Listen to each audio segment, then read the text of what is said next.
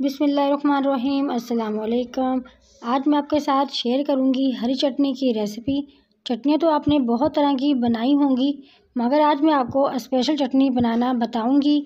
मेहमान और घर वाले अफ्तारी में सारी चीज़ें भूल जाएंगे और सिर्फ इसी चटनी को खाएंगे। इसमें एक ख़ास किस्म का फ्लेवर भी होगा और क्रीमीपन भी हम लेकर आएंगे। तो ये चलते हैं अपनी वीडियो की तरफ।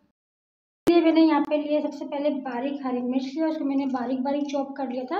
यहाँ पर सबसे पहले हम हरी मिर्च को कूटेंगे, क्योंकि अगर इस हरी मिर्च को अच्छे से पीस लिया तो इसका जो फ्लेवर है ना और ये टेस्ट है वो रेसिपी में एंड तक रहता है। ठीक है जी। तो सबसे पहले हम यहाँ पर हरी मिर्च का पेस्ट बनाएंगे कूट कर। आप इसे चाहे तो ब्लेंड भी कर सकते हैं, लेकिन कूटने से बहुत ही ज़बरदस्त वो टेस्ट आता है आपकी चटनी में। चलिए जी, यहाँ पर हमने हरी मिर्च को अच्छे से पेस्ट बना लिया है। अब यहाँ पर मैंने लिया है फ्रेश कोरिएंडर और इसको मैंने अच्छे से पहले वॉश किया है। ये मैं इसमें ऐड कर दूंगी। अब यहाँ पर इसके साथ ही मैं इसमें ऐड करूँगी ये लहसुन के 2 जमे मैंने लिए थे, उनको मैंने बारीक बारीक काट लिया है ताकि ये आसानी के साथ हम इसको पीस सकें। ये मैं इसमें ऐड करके अब इन तमाम चीज़ों को हम अच्छे से पीस लेंगे। यहाँ पर मैंने इन तमाम चीज़ों का पेस्ट बना लिया है और इसमें एक बाउल में निकाल लिया है। तो चलिए, यहाँ पर मैंने लिया है 1 पाव दही। और दही लेते हुए आपने इस बात का ख्याल रखना है कि आपका दही बिल्कुल ठंडा होना चाहिए, बिल्कुल चिल होना चाहिए। उससे बहुत ही ज़बरदस्त इस चटनी में टेस्ट आएगा। तो यहाँ पर मैं दही को एक हैंड बीटर की मदद से इस तरह से बीट कर लूँगी। इसमें कोई भी दाना ना रहना नहीं चाहिए। अगर दाना रह गया ना तो वो फटी फटी सी चटनी नज़र आएगी, तो वो मज़ा भी नहीं करेगी खाने में भी और देखने में भी ना वो बिल्कुल अच्छी नहीं लगती। इसलिए मैं यहाँ पे बिल्कुल इसको ना इस तरह से मेल्ट कर लेंगे। इसमें कोई भी दाना रहना नहीं चाहिए। ठीक है। तो यहाँ पर मैंने दही को अच्छे से बीट कर लिया। यहाँ पर मैंने दही को अच्छे से फेंट लिया और जो चटनी हमने बनाकर तैयार की है वो हम इसमें ऐड कर देंगे। ये लगभग 3 टेबल स्पून है जो मैं इसमें ऐड कर रही हूँ। चलो जी, अब हम इसे अच्छे से मिक्स कर लेंगे। मज़े की चटनी बनती है, इसको ज़रूर ट्राई कीजिएगा। अगर इसको एक बार आपने अफ्तारी में बना कर रख दिया तो इंशाल्लाह ये चटनी आपको रोज़ाना बनानी पड़ेगी और तमाम अफराद इसको बहुत शौक़ से खाएंगे, क्योंकि ये बहुत मज़े की बनती है और बहुत ही ज़बरदस्त बनती है।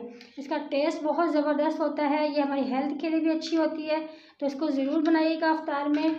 अब यहाँ पर एक बहुत ही अहम चीज़ जो मैं आपके साथ शेयर करना चाह रही थी, अच्छे से मिक्स कर लिया है। अब मैं इसमें ऐड करूँगी पुदीने का पाउडर। यहाँ पर हम पुदीने का पाउडर ऐड करेंगे। इसमें हाफ टी स्पून इसमें सॉल्ट जाएगा। ज़रा सी हम इसमें ऐड करेंगे काली मिर्च का पाउडर, इसके टेस्ट को बढ़ाने के लिए। तमाम चीज़ों को हम कर देंगे अच्छे से मिक्स। यहाँ पर पुदीने का पाउडर ऐड करने का मतलब ये था कि जैसे ही रमज़ान मुबारक शुरू हुआ है तो महंगाई भी आसमान पर पहुँच गई है। मैंने सोचा क्यों ना मैं अपना ये होममेड पुदीने का पाउडर इसमें ऐड करूं। ये इसकी खुशबू बहुत ज़बरदस्त होती है, बिल्कुल फ्रेश पुदीने की तरह होती है। तो ये मेरी होममेड है। अगर आप चाहते हैं कि मैं इसका तरीका आपके साथ शेयर करूं तो कमेंट सेक्शन में ज़रूर मुझे बताइएगा। इंशाल्लाह फिर मैं इसकी रेसिपी आपके साथ शेयर करूँगी। बहुत आसान है इसको बनाना और इसको बनाकर सेव करना बहुत आसान है। तो इंशाल्लाह ये भी मैं आपके साथ किसी वीडियो में शेयर करूँगी। पर हमारी बहुत ही शानदार, बहुत ही मज़ेदार चटनी बनकर तैयार हो गई है फॉर अफ्तारी। ठीक है जी।